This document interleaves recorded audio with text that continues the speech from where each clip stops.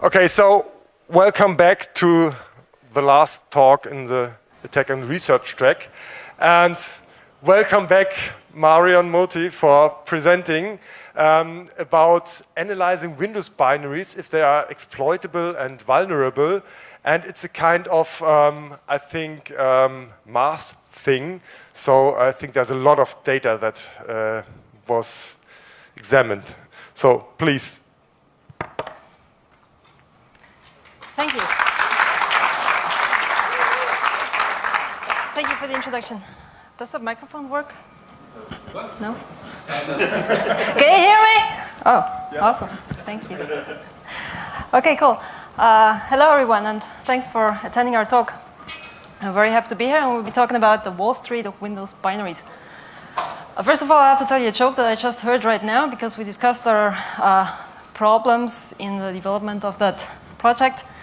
We were dealing with data that we were utilizing to evaluate Windows functions in Windows binaries to see if they were vulnerable for exploitation or not. And set up an interesting project for this application of data science. So let me tell you the joke. What was that? Three DBAs walked into the bar and left again because they couldn't find a table. All right. I thought that was hilarious. Thanks for laughing. So we're going to be talking about the Wallstreet of Windows binaries. And if you look at the picture, that bull up there is not there for fun, but that's the bull in front of the Wall Street in New York City. My name is Marion, and my co-speaker's name is Moti. I'm the lazy bastard in this presentation. He's the greedy bastard in this presentation. I work for a company named Cyford, which is based in California. We're usually working on defending attacks from networks, defending APT attacks. Today I switched sides on the offensive side of research. So I'm Moti, I'm a security research at COSING, and that's all for now. All right. So we're going to be talking about Windows bugs and exploits. You might have noticed that Windows bugs, or bugs in general, recently have become a lot of attention. They get logos on websites and are very, very loved by media. And also, which is very good for us, as researchers, they get very good documentation because as people are very interested in these bugs, they research them a lot and write blogs about them and write reports. And so it happened that a researcher from, I think he's from the United States, wrote a very cool blog about the Windshock vulnerability. You might have heard of that vulnerability before. Now at this point, I wanted to ask you, how many of you have been here last year at the Troopers conference? See, 1, 2, okay, some of you have been here. Has any one of you seen our presentation last year? All right, because we will refer to that presentation a couple of times, especially concerning this Windshock vulnerability. So the guy writing this blog is named Mike. I really very much like Mike. He's probably a cool guy. I've never met him, I've never talked to him. But I'm very happy that you wrote this blog, which we read with big interest because we're interested in bugs. So going through this blog, yeah, right, very important. When you search for the logo of this bug, you won't find the logo, but you find this very cool kitten. So every time I mention the bug Windshock now, somewhere on this planet a kitten dies. Very sad. Okay, so looking at this bug, we see the decode sig and reverse function in the S-channel library, or Chanel, however you want to call it, was used to trigger this vulnerability. And we went through there and through there and found another picture showing this screenshot where he mentions the function crypt decode object. So we in here crypt decode object. Remember that function well because I do so. It has haunted us for about like 2 or 3 months now, because crypt decode object is something that we recognized. We've seen that before. Crypt decode object is a function that we talked about last year. So let me get back to our presentation from 2014. This is one slide, or several slides that I copied from the last year's presentation, and I fixed the logo down there. So last year we talked about crypt decode object, which you can see there on the slide. That's a function being used in another function named decode attribute sequence. You might also want to remember that function. This one is located in the cryptDLG library. And last year, we were comparing two operating systems, Windows 7 and Windows 8. We were comparing libraries to find missing, we call them safe APIs. We were searching for missing sanity check functions. In this case, it was string CCH length, which checks if an input string, if the length of an input string is too long or too short, or is appropriate for the following function afterwards, which in this case is a memcopy you can see down here. All right, so we're talking about this, and we're saying, okay, here's the crypt decode object, which we could use for this memcopy because it allows us to pass a string which could be too long. And in Windows 8, there was a check for security. In Windows 7, there was not. So here's some more slides. We researched this. Is located in cryptDLL, which is used several times on computer. On your Windows system, we researched the string CCH length. We researched the crypt decode object. I will talk about this function a lot today. So we saw there was a problem. We saw the crypt decode object could allow us, like according to the documentation of Microsoft, could allow us to pass a string through there or an object to decode which is not checked properly. But looking at the cryptDLG, where we found that case, we didn't find a way to exploit this. So we kind of dropped it. Didn't find an option to use it. Now, Mike, or whoever wrote the Windshock proof of concept, I think it was him, not sure now, found the same function which doesn't check the decode object properly in another location. And he, or whoever wrote it, proof of concept, found a way to actually exploit it. It worked the following way. So he found another way to access it through the S-channel library that just cert verify, check client verify message down to get to decode sig and reverse. In there is a memcopy operation, which through that missed check in the crypt decode object, which happens before the memcopy, happens to be vulnerable to a heap overflow condition, through which the exploit was actually able to access memory, to gain write access to certain parts of memory, which happened then to be exploitable. This was triggered through the OpenSSL library, or through OpenSSL, and this is probably the case why this was such a famous vulnerability that it got its proper meme. So more kitten died by now. All right, so there was a Windshock vulnerability, and we saw that, it used that flaw that we have seen last year, and we were like, oh my god, there was something really cool and we missed it. We had like an entire tool to search for vulnerabilities, and we saw this and we missed it. So we're desperate and we said, okay, we have to do something about this. We had a lot of other candidates that could eventually maybe be leveraged, but we didn't find a way. So we got together again and made a plan. We had another idea. So there were several things that we missed on that case. We had a potential flaw, and we didn't find a way to trigger it. We had to change something in our thinking. So we came up with this plan. We implemented a new tool which works on a different basis. So we're not dedicatedly searching for missing safe APIs, but we're trying to rate functions based on attributes which could show us that this dedicated function could be vulnerable. And this entire idea that we built is based on a hobby of Moti, because Moti in his spare time is dealing on the stock market. I'm not going to tell you how we came from the stock market to vulnerability research. Okay, so basically, as she says, I have a few hobbies. One of them is the zero-day market, and the second is the stock market. So, but I figured out that they are not so far from each other, and there is a lot of similarity between these two fields. So I decided, how can I use the two hobbies, combine them, and make something cool out of it? So let's see.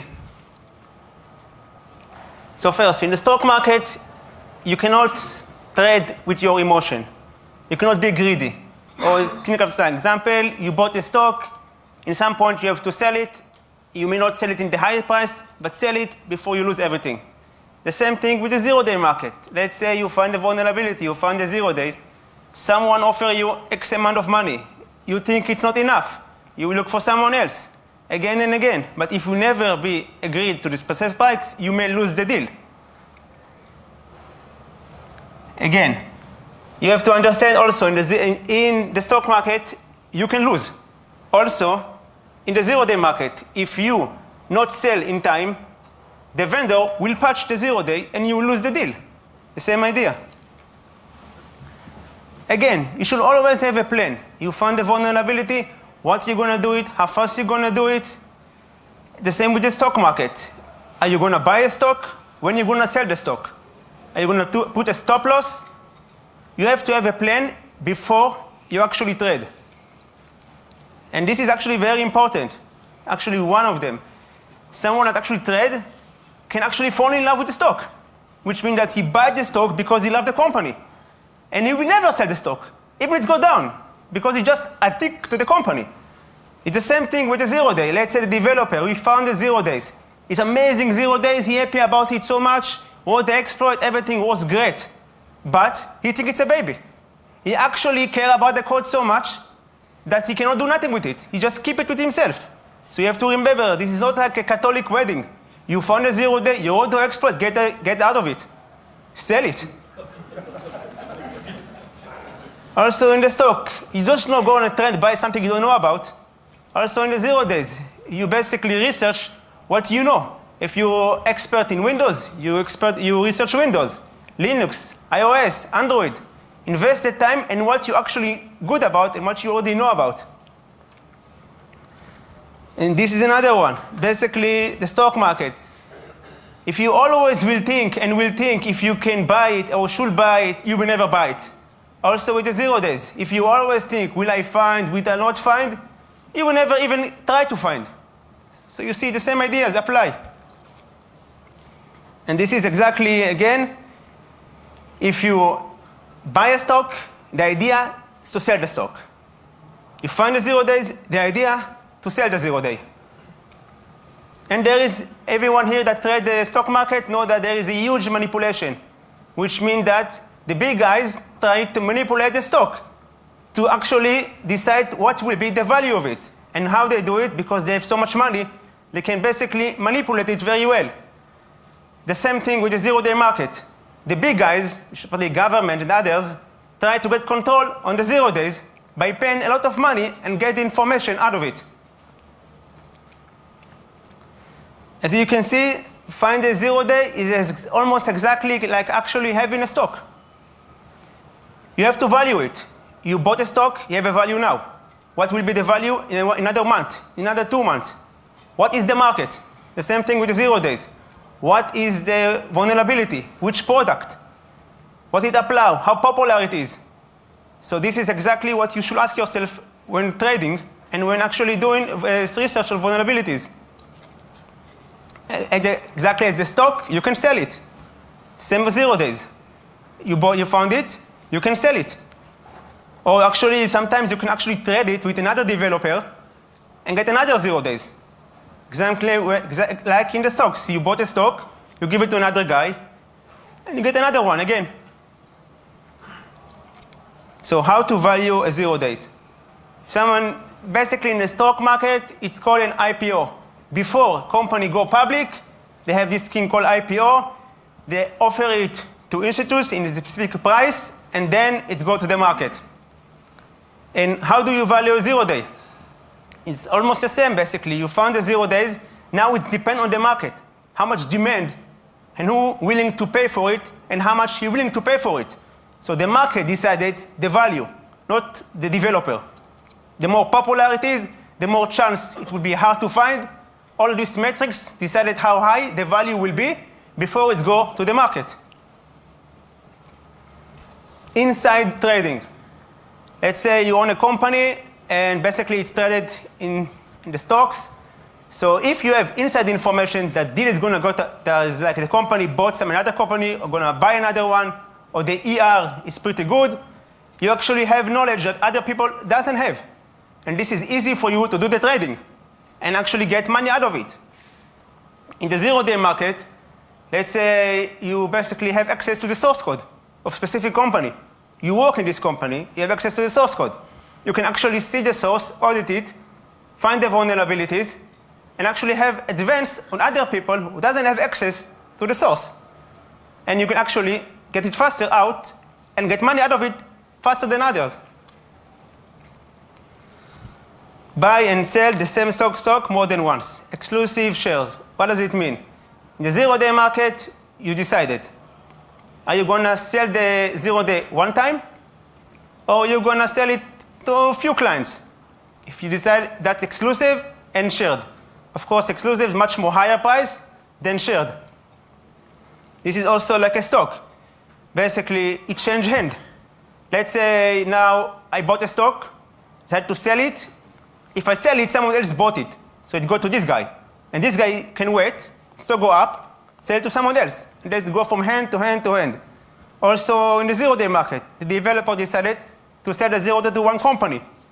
What the company does, sell it to others, clients, in higher price.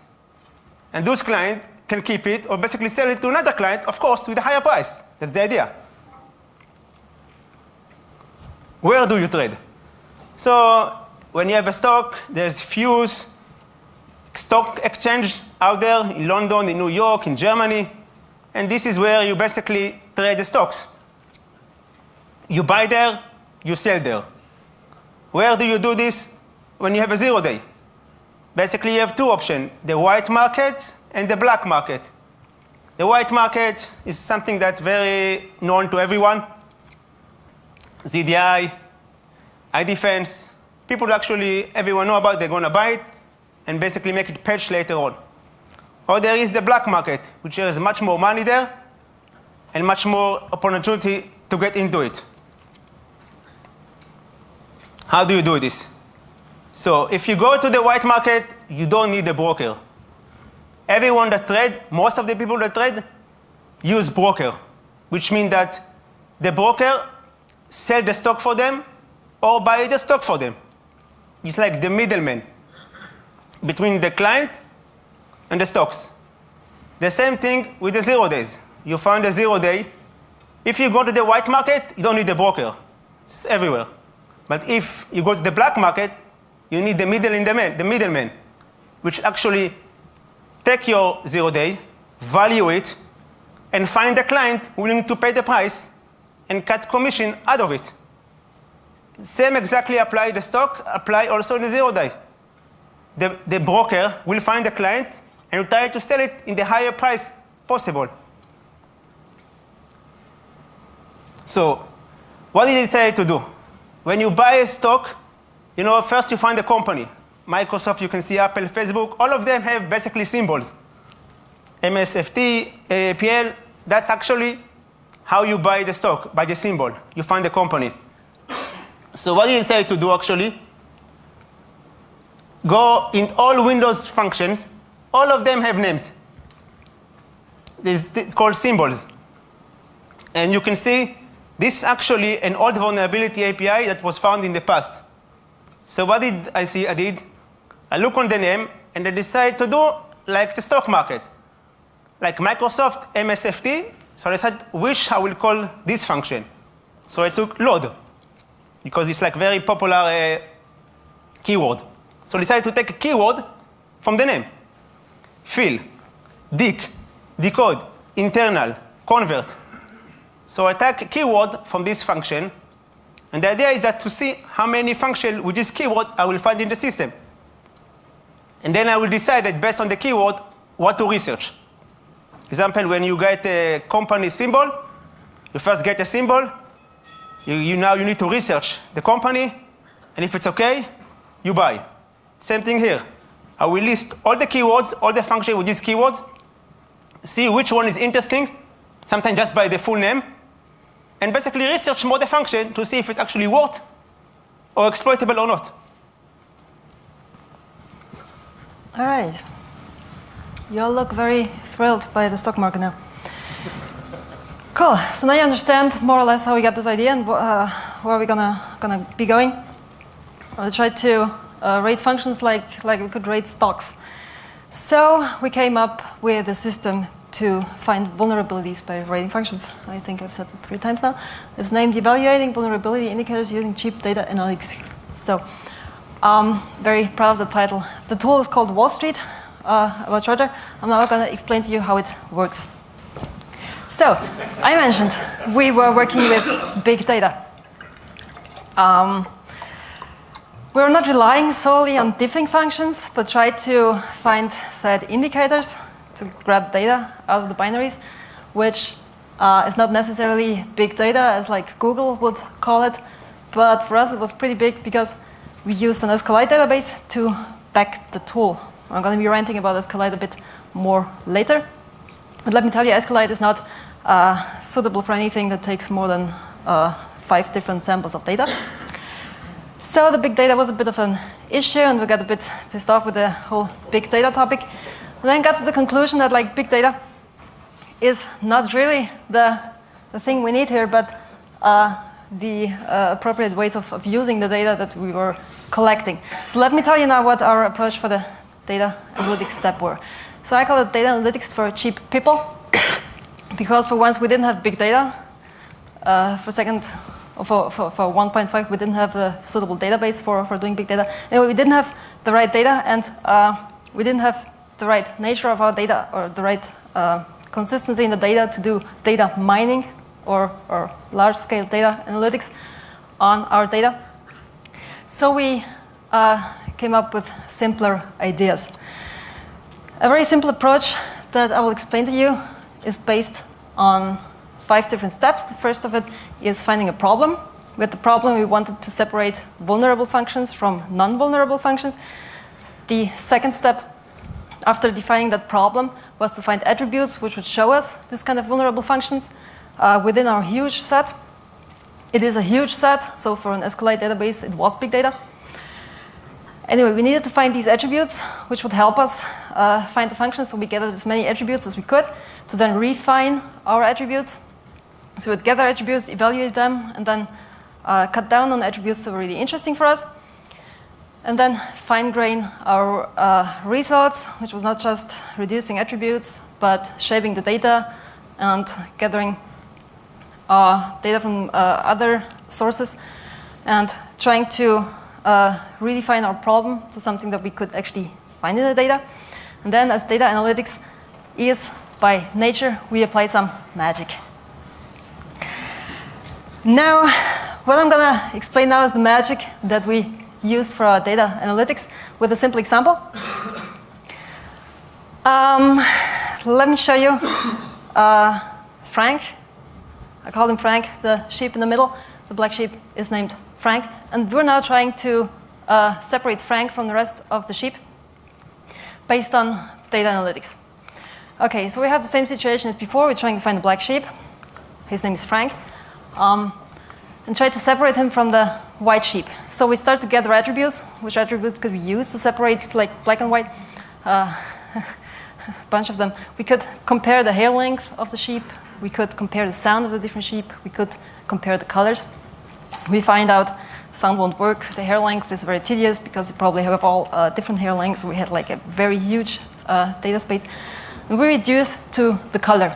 Then we start with the fine graining. We find out we only have 2 colors. We don't need the entire set of colors, the entire color space that we have, but only need 2, because there's only black and white sheep. And then we come up with the magic, which in this case would be a simple query if we consider a database. Right, so with this magic, we could separate Frank from the other sheep. Okay, so much about the magic that we did in there. Let's start with the approach. For beginning, working on the tool, we started to search for attributes, which are there called binary attributioning.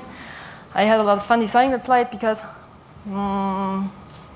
some of you might maybe know that just recently I was working on attribution a lot. I'm usually a malware analyst and spent some time on attribution and a lot more time fighting the trolls who were after my attribution.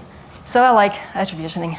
And I decided to dedicate that slide to France and now wait for people to come up with complaints again. Anyway, the binary attributioning, we're searching for attributes. So we searched in 2 different spaces, which would be once the function local space and the spiffing diffing space, where we found the attributes listed on that slide. This is already the reduced set of attributes, which we found useful, which ones would be the suspiciousness, the exploitables in a function, the sanity checks, the safe API hits. the line count of a function, newness of a function, the safe API is missing. No worries. I will talk about these shortly. Interesting to notice is that the function local attributes actually contain information that help us evaluate the function without comparing it to other functions. And the attributes on the spiffing diffing side are used in comparison with other functions. So we would again try to compare different versions of a function between operating systems to make any use of these attributes. All right, so we coded again. You might have noticed last year we published a tool. The tool was written very well, in my opinion. Officially, it was not. It was a Python script, or a set of Python scripts. This year, it's again a set of Python scripts.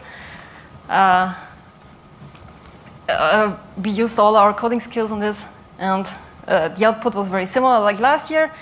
It's not the fastest tool as we could imagine. So we started to work on all the libraries that we had left from last year, which were all decompiled. So in the first step, we had all the decompiled libraries and added some drivers. So altogether, we had all the libraries and drivers which we could gather from Windows 7, Windows 8, and Windows 10. And then the first step had decompiled them to get all the C files. So for a very short time, we had all the C code, pseudo C code of these binaries to parse them to a database.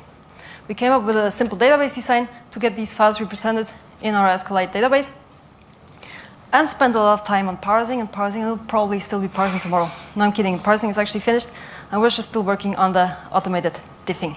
Anyway, we spent a lot of time on the parsing this year again, and as I mentioned before, SQLite is not useful for semi-big data.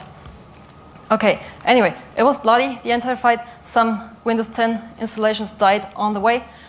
You might have noticed you can get a beta version of Windows 10. It's just not that easy to install it on a virtual machine. Let me tell you this. Anyway, we got to some results. So we managed to grab all these mentioned attributes from the binaries.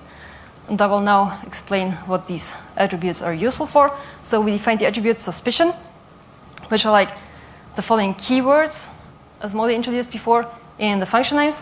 So if you find any of these keywords in the name of a function, you can assume that something interesting is happening in the function. If you have a load or a decode or copy or write, probably some interaction, or in some sub-functions, some interaction with the memory of the computer. And you can rate this function as more interesting than the others in your evaluation process. So if you find this, something seems fishy. The second attribute is exploitables. On the other side, there you're searching for exploitable functions within that function to find the following keywords which indicate that there's some potentially exploitable function within that function. So we're looking at these keywords from two sides, once on the function name level and once on the function call level. We search for sanity checks. Sanity checks in the sense of if bigger or smaller. Now, this is not based on my lack of coding skills, that I'm searching for such simple regs, but we wanted to keep it simple and stupid. The point is, if you're trying, well, let me tell you, we're still fighting with a lot of false positives, especially on the sanity checks. But if you happen to search for more complicated or more complex regex, you have a lot of, we call it false positives. And with this regex, we have a lot of false negatives. We found out that the false negatives were less of an issue than the false positives. So we kept it with this simple regular expression. We are searching for safe APIs again. You shouldn't drop what's once proven useful. And here is actually 4 lists of safe APIs that we're searching for. With safe APIs, this is probably not the best English term, would be something like a sanity checking API call, something, which is, well, this attribute is based on 2 libraries which Windows provides for Windows developers, which care about data type conversions or string operations to see if the values which are used for following actions after the save API are actually protected. So if you have a mem copy, you might want to see before if the string which you're copying is too long or too short, and you use such a kind of save API before that. These are interesting for us from two sides, if they're present, and on the other side, if they're not present. So once we were searching for them on a function local basis to see if they're there, and then we were searching for them on a diffing basis to see if they were present in one of the operating systems we checked and were missing in an older or a newer operating system to see if we could find a potential patch. I tried to describe, or I tried to sum up the presentation of last year in these 3 lines down there. I don't know if it's understandable. So if a function in a library in Windows 10 has a save API, where the same function in the same library in another version has no save API, this indicates that something was added there. That means that the save API was added and potentially indicates that the older version was vulnerable and patched later on. Just a side fact, this works interestingly also the other way around. So you can see if something was missing in Windows 7 or Windows 8. No, sorry, the other side, right? You can see if something is missing in Windows 10 that was later on patched in Windows 8, but the patch was not rolled out for Windows 10. And the same thing works for Windows 8 and Windows 7. So sometimes the older version of a library is patched, but not the newer one, interestingly, which is also very useful to know in rating functions. All right, last 2 attributes, newness and line count. Newness is probably also not good English, but you might notice sometimes I make mistakes in English and I very much stick to them. So we keep the newness. Newness is actually pretty simple. We evaluate if a function was added or was removed. So if a function is present in all operating systems in the dedicated library, it's valued with 0. And if it's missing somewhere, which means it has been added or it has been removed for a certain reason, it's rated with 1. Here we're especially interested in the functions that were removed. Because if something was removed, it was probably integrated somewhere else for a reason, because it was too much code there, because it was too slow, or maybe it didn't work right. All right, so we're searching for the missing stuff. And the line count is the same thing. This is also based on comparing different versions of functions. And there we check if some code was added or removed. Where we figured out it's very interesting only to look at this when there's small changes, not when there's big portions of code added. I will talk about this later. All right, so these were the attributes. Now the tool itself that I've been talking about all the time now requires either Protowork and the Hextrace decompiler, otherwise you won't get all the beautiful C code. It requires our Python magic, which you find on my GitHub. It requires no, it doesn't require an SQLite browser. I wouldn't even recommend using that tool very much because it crashes all the time. But you can use an SQLite browser to watch the database while it's being filled. And you can use RabbitMiner for generating beautiful visuals, as I will show you later. We don't accept any liability for the code if it works or not, because we're not quite sure what else it crashes if not the SQLite browser. No, I'm kidding. Actually, it doesn't crash operating systems. And if you want to try, it's available on my GitHub profile under the WTFPL. That's namely the what the fuck public license. This I added especially for people last year, which were like raging about me not putting a license on the tool, which we public. So I literally put the least restrictive license on the code because I really don't care what people do with the tool. All right, gather it there. Now, about the findings. What did we find? Okay, so how many people of you know this picture? Anyone seen it before? Okay, don't spoil it. So I'm talking about findings now. Can you, at the others that haven't seen it, can you see anything on that picture which you wouldn't expect there? Now I just see that the colors here are maybe not the best. It's interesting. Anyway, can anyone see anything in there? Coffee. Yeah, no, I wasn't searching for the coffee beans. Anyway, let me give you a solution. There's a man hidden in there. It's like based on the colors, which you can't see very well here. See it now? That's Frank. Yeah, that's Frank too. So there's a guy hidden in there. It's like the Windows binaries. All right, overall findings. Let me sum up the data. So altogether, we parsed all the binaries into the database. We didn't diff all of them, but concentrated on the drivers now. Because from the drivers, we only had about like 500 binaries, of which just a few existed in all 3 operating systems, which made the diffing a bit complicated. Altogether, we parsed 18 million of decompiled code, lines of decompiled code, which is, as I mentioned, quite a lot for an SQLite database and a bit too much. We found about 910 missing safe IPs, where about like 468 are located in one single function. That might be a very interesting function. Actually, it's not. I looked at it, but the very interesting coding style the Microsoft guy had there who wrote it. Because there is a, what was that? Oh yeah, in Windows 7, there is a function, this specific function using these 468 calls to sprintf, which I think is not quite that good of a software design to put that in one function. But as I mentioned, I don't have so much idea about coding. All right, for the libraries, altogether, we decompiled 102 million lines of code, put it all in a database. That was quite intense, but we're finished now, and we're able to extract our potential vulnerabilities. The hottest drivers we found, based on the evaluation we did, are listed here on the slide. I won't read them now, but if you're already nervous and don't want to decompile and parse everything, you could have a quick look on these libraries and see if you find the stuff that we found. Good luck. I promised you some visuals. So as we had the big data, we couldn't get around the visuals, and as you might remember from last year, I like colors a lot, so I had to do some visuals. And we're going to show you now the findings of these. So here you see sanity checks compared to exploitables from Windows 7. Here's the version from Windows 8. Here's the version from Windows 10. Interesting was that with the visuals, we did not really get to any useful conclusions. But we compared these pictures. Highly scientific, and figured out that there's some anomaly in Windows 7.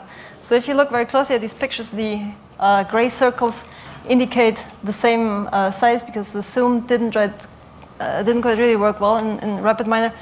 But you can put the spotlight on this region up there where I put the question mark.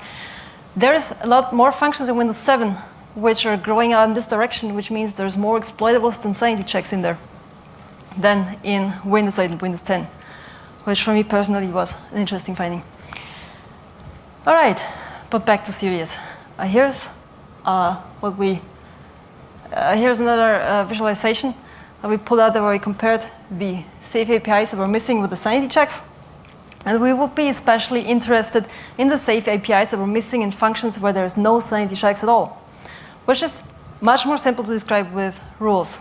So we tried to derive rules from the findings that we had by looking at our data in a semi-automated way, so not really automated at all, and came to the following set of rules, which look pretty simple. I won't read them all to you now, but what we found out while looking at the data was that it's usually the little changes that are very interesting to watch in our code. So, for example, if you have like a function which adds one sanity check and 3 lines of code, this is much more interesting than a function which all of a sudden has 20 lines of code more, or let's say 200 lines of code more and 50 sanity checks added. Similarly, this with exploitables. If you have an exploitable and there's 1 sanity check, that's interesting because usually it takes 2 sanity checks to see something's not too big and not too small. If you have a safe API which is missing, it is interesting if there's any other function calls being added in that file, so you would want to look at the function call count of a specific library, a specific function, and so on and so forth. So it's the little changes that you have to concentrate on. And in the following examples, we will show you some of the little changes. Anyway, we had another problem. As you might remember, the example from the beginning, we had like a potential vulnerability somewhere. We knew there's something lousy, something fishy. We didn't quite know though how to access this vulnerability, and gave up searching, or I didn't evaluate that finding important enough to keep searching for a way to access our vulnerable function. So we are trying to find a way to evaluate the accessibility of the function by painting call trees. This is a beautiful, almost graphical output of the tool where it tries to visualize a function call tree. So we feed our tool a function ID, as you can see up here, also delivered by the tool, where you can indicate the function that you want to look at. and the tool will paint the tree to find all the exported functions from the library, which are actually used to call down to this interesting function. This is a tree which is actually not really useful because it's just random. But you can see, like, on these leaf nodes, eventually you will find functions which are potentially exported, like this one, which says control, which is something interesting, maybe. Then you can go research this function if it's called in some other function in some other library, and see if you can access this function somehow. For now, we have only implemented library local tree generation, so we don't look at inter-library calls, which are potentially interesting, but rely on this for the database. You have to know some SQLite. No, you don't have to know SQLite. You have to know SQL to query these function calls, which could appear in other libraries. So to find a library which is used to actually access your function, which is interesting, to eventually get to the Windows software which could be used to exploit that fault.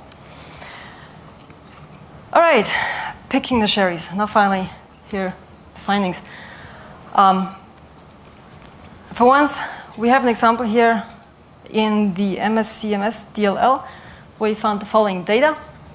We saw that there was a small change in the lines of decompiled code. That's the LODC. We see there's an exploitable function in there, or potentially exploitable function in there.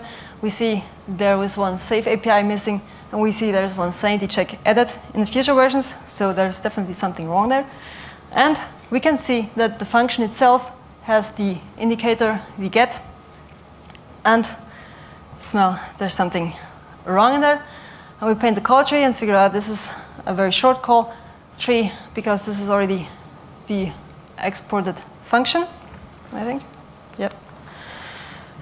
So we go to see, to look at our code and found out there's a memcopy in there. That's the exploitable that we saw in the data.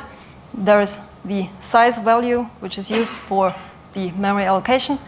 The size value is once checked up here if it's not bigger than the certain value stored in argument 4.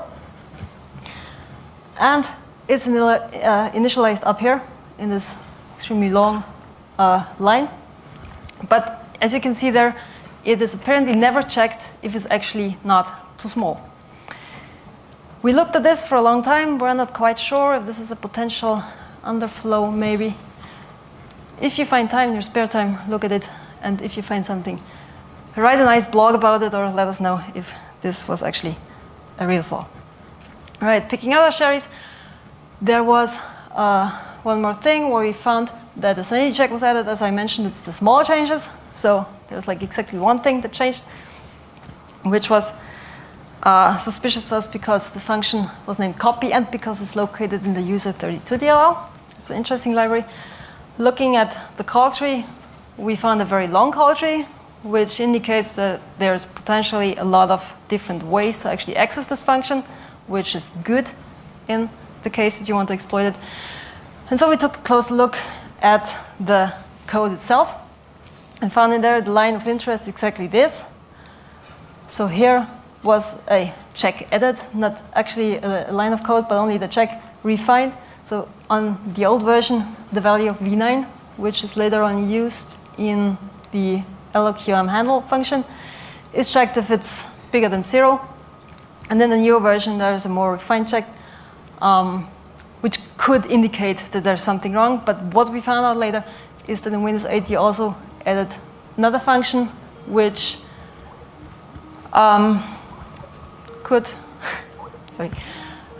which does the security check in this case. So you can also have a look at this one, but I promise you, you won't be able to exploit it later. All right, so these were 2 examples, but you still remember that guy and the cryptic code object. I told you I would get back there. So we had this tool going and tried to evaluate the cryptic code object again to see if it was actually working, and found out that we can find the other calls to this function within the S-channel library, and found out in there we find exactly the same function that Mike, if you remember Mike, pointed out in his blog, the decode, seek, and reverse. So seeing this in there, we analyzed the decode, seek, and reverse with the tool and found out we see changes in the lines of code up here and changes in the sanity checks. Remember, small checks.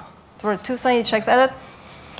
So we figured out this could be interesting and painted the call tree as lined out here. From the decode, seek, and reverse, we get to the check client verify message down to the digest cert verify. And going back to Mike's blog, we see that this is exactly what he found. He went to the chest cert verify. So there, he can actually access the decode, seek, and reverse function. Managed to use a certificate with what's the signature, which should have been decoded by the decode, seek, and reverse function to actually trigger the heap flow vulnerability. So this is his proof of concept. Again, thanks a lot, Mike, for presenting this beautiful vulnerability. And well, for the motivation to get to this project. Because doing this, we got back to our function of interest, the decode attribute sequence. Figured out this also looks rather interesting in our database, and got back to it and tried to find a way to exploit it still, which is now the demo that Moti is going to show you to present how we worked. OK, so one of the results from the tool was this function name, as you can see on this screen, decode attribute sequence. First of all, I looked is to see if the name and total is interesting. The decode was there, but the full name is decode attribute sequence also sound very interesting. The next thing I was looking about to see actually if it's exploitable or not exploitable. And what I'm trying to show now is the way to figure out if something is exploitable and how. So I will try actually to show the entire process as much as possible in a very great details. So it will be a little technical. So when I saw this function, the first thing I was trying to do, can I trigger heap corruption, buffer overflow, rest condition? I need to trigger something. So I was looking on this function to see if there is anything interesting. One of the lines I saw was mem copy, which actually a very basic C function for every developer. It's do a very simple thing. It's copy from a source to destination based on a size. So if I can trigger heap overflow, stack overflow, whatever, I need to control the size. So I have to check if there is any sanity check on the size that is getting supply to memcopy. So the memcopy takes 3 parameters, as you can see by the push. ESI is basically the source. Push double word EDI is the source, and the other one, ESI, is the destination. And basically this one, EAX, is how long, how many bytes to copy to this destination. And we can see easily that the size is based on the function above this one, which is strlen, this one. And what does strlen take? It takes in a string and gets in how long the string is.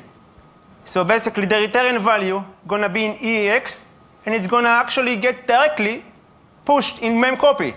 But there is no sanity check how long can this string be. So maybe if this string can be very long, we can overflow the destination buffer. So the next step is to figure out what is this string all about and where it came from. So to do so, you have to scroll a little above. And you see it actually come from a function called crypt decode object. So the first thing makes sense to do is to figure out what is this crypt object decode do. So the only way to figure out is basically to check MSDN. So that's what we're supposed to do.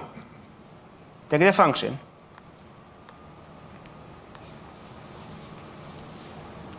And let's see what's going on it.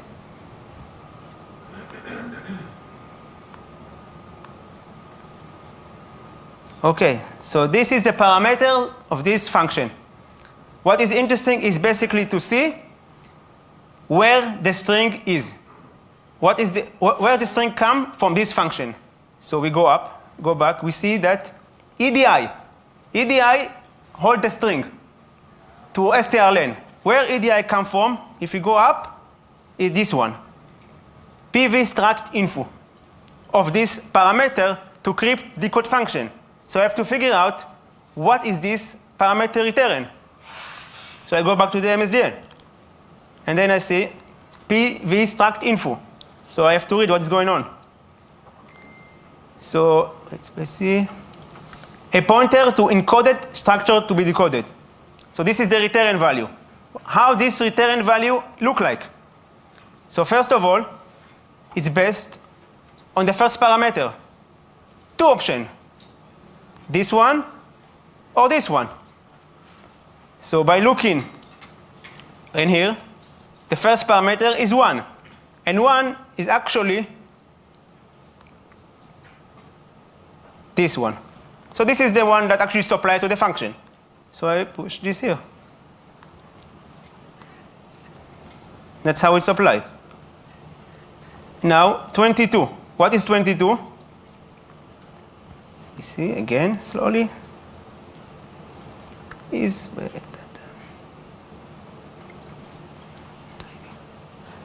okay.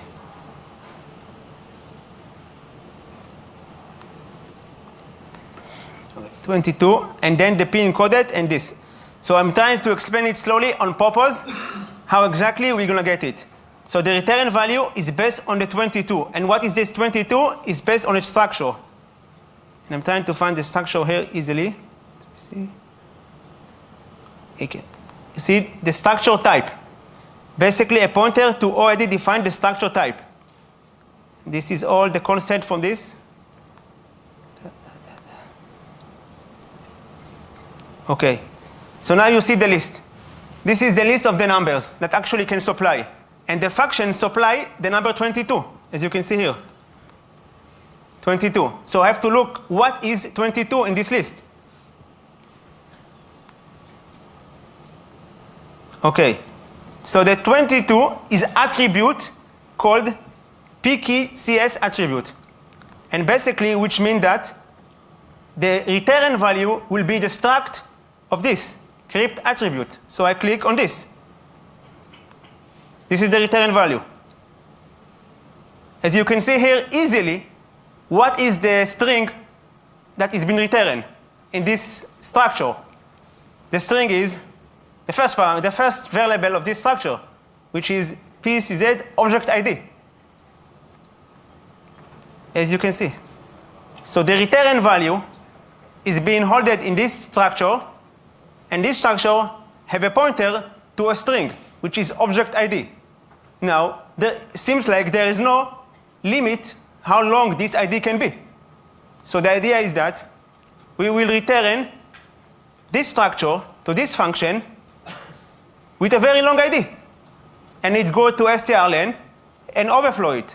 Now, the other question you ask yourself, how do I actually put or fill this function? How do I get this object ID inside this? So the first thing to do is to figure out who called this function at all. You have to trigger this. You have to come to this place. Some complement in Windows have to come here. Who is this? The first thing you do, you take the function, very simple, and you try to search in the entire library of Windows who is going to call this function. Why? Because if you go here, you see this is actually exported function from this DLL. So the first thing to do is to figure out which application or which another module called this exported function. And from there, you can go up, see what is going on. Because this DLL, just there, not enough. We need something to call this function. To make it easier, as you can see, this is actually the DLL is script DLG. And while I scan the entire systems, I don't find any module or any application that actually call this function. So why is this function is there? I have to figure out how do I trigger it. I cannot trigger it myself by writing the code. It's useless. I need someone to trigger it. Which complement in Windows trigger this? So what I did, I said, OK, it's not in the system32. No one called it. So what's going on? So I decided to search on this DLL again. Who called it? So I figured out that when this DLL gets registered, I can see here. It called, where is this decode? There we go, decode attribute sequence. It takes this function, this name, and call another function, which is crypt register OID function. So I have no idea what this function actually do. So the second thing I need to figure out, what is this function? What's going on? So I take this function and Google it.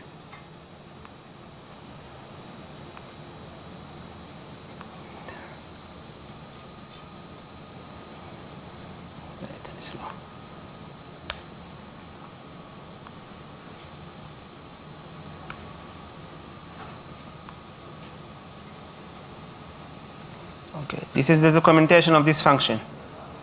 It's actually very, very simple.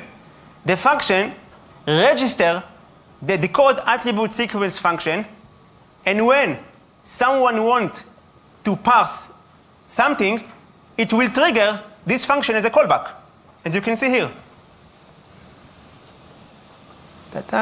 And how does he know to call this function? By another object ID, as you can see here. So basically, there is another ID that someone will supply, and this ID will find the function. What is this ID? If you go, it's one of these parameters, this one. This is OID. As you can see, it's some sort of a number, 2.5, If someone gives this number to another function in the system, eventually it will trigger the other function. So let's see, what is this number? As you can see here, the decode attribute sequence, the number is, see,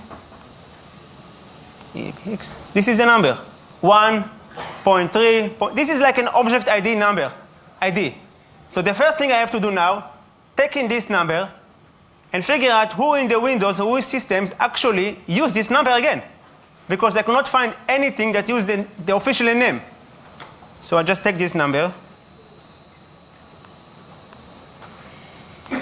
As you can see, the search stopped. Didn't find any DLL. So my next thing is this. This number, this string, an ID. Which is mean that if someone supplies this ID, eventually it should trigger the other function because it registered it when the DLL was loaded. So the first thing to do, what is this number? Someone must use this number to be able to trigger it. While it's loading, if everyone have any question on the process, you're welcome to say while it's looking. But here it is. Again, crypt DLG. Let's wait a little longer. Let's see what more we're going to find.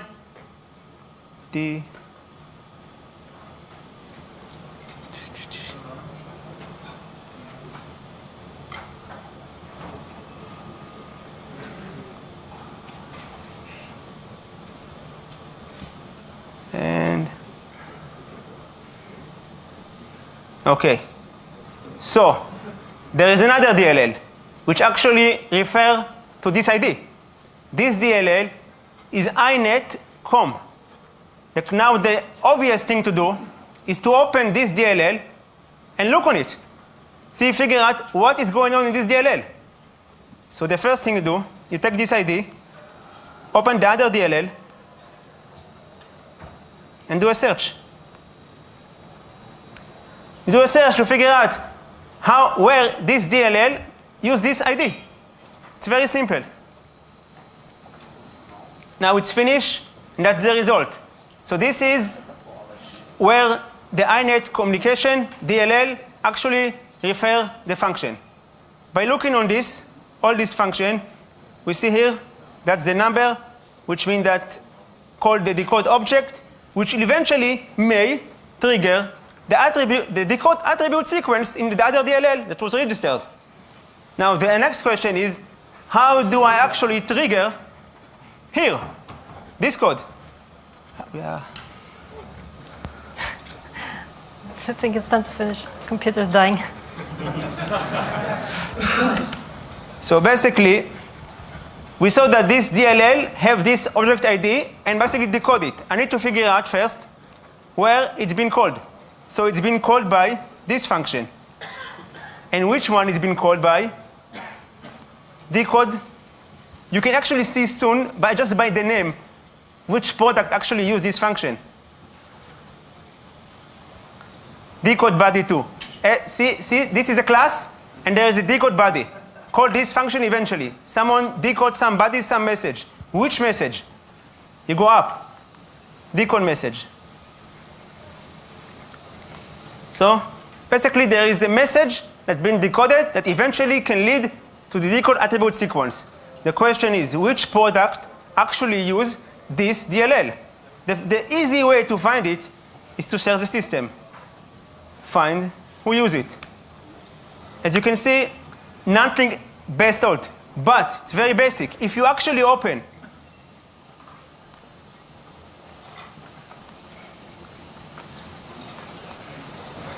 Outlook or Windows Mail and you look again, okay, let me see. You can see, let me see, that Outlook actually using this DLL. You don't see it, but actually use it. It's using it. It must using it. It's impossible it doesn't use this DLL. I will do it again. Damn it, load it. This is impossible. Damn it. They fixed it. No, it's supposed. I don't know why I don't. Here we go.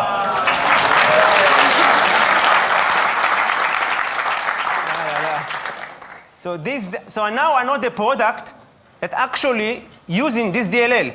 And then I know all the time decode, message. It's basically based on signed, encrypted message via certification.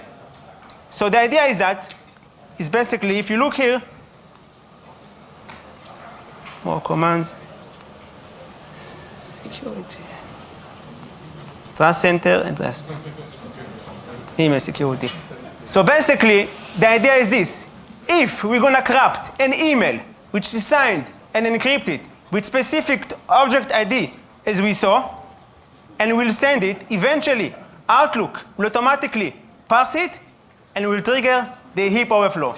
So all we have left to do is basically craft this kind of an email with the PCC attribute in it. And then we have a remote code execution on Windows 7. In Windows 7, it's probably possible. If you can see what had happened now. And that was the entire example. Thank you for everyone.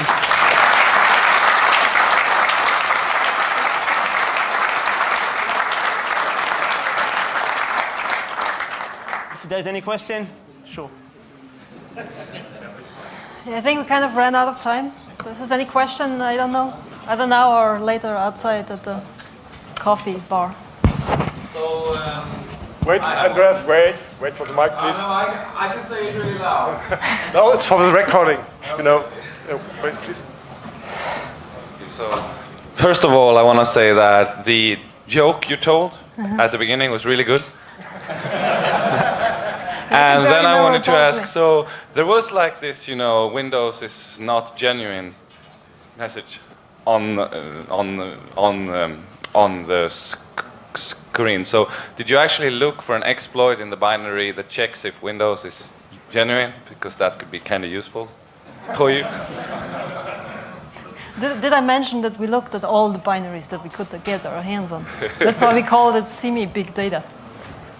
Yeah, probably we did. I'm not sure now if it wasn't any list, but I can get you the results that you want from my data set. Yeah, I do. Okay. Okay, thanks. Sure. It was very good. Thank you. Thanks a lot. Okay, more questions? Okay, so Marion, Moti, thank you very much.